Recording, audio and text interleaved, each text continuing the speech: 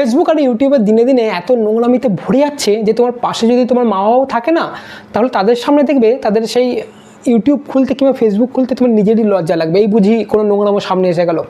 আর সকাল থেকে দেখবো তোমার ফ্রেন্ড সার্কেলে এরকম অনেক বিশেষ করে মেয়েরা রয়েছে, তারা সকাল থেকে স্টার দাও, লাইক দাও, এই লাইভ করে ধূমকেতু দাও, সূর্য দাও, আর কন্টেন্ট কিছুই নেই, শুধু ধিঙ্গি নাচ। এত অশ্লীল সমস্ত নাচ করবে আর অশ্লীল সমস্ত জামা কাপড় পরে যে তোমার নিজেরই লজ্জা লাগবে। আর এই সব কিছু কিসের জন্য না, দুটো লাইক আর ভিউজ পাওয়ার জন্য, আর দুটো পয়সার জন্য। আর এই দুটো ভালো কন্টেন্টও তো বানানো যায়। এখনকার কন্টেন্ট পরবর্তী সময়ে নিজের ছেলেমেয়েরাও যদি দেখে তারাও বলবে যে হ্যাঁ মা বাবা ভালো কন্টেন্ট বানাতো। কিন্তু কন্টেন্টের নামে এত সমস্ত নোংরামি সত্যি খুবই মানে নিজেদেরই খারাপ লাগে। আর যদি এইভাবেই চলতে থাকে খুব শীঘ্রই সোশ্যাল মিডিয়া মানে ইউটিউব, ফেসবুক এই সমস্ত একটা পর্ন তৈরি হয়ে যাবে।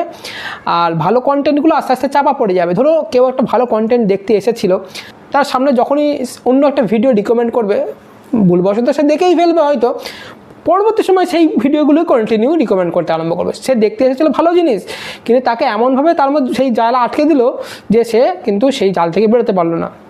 এইভাবেই ভালো কন্টেন্টগুলো আস্তে আস্তে হারিয়ে যাবে।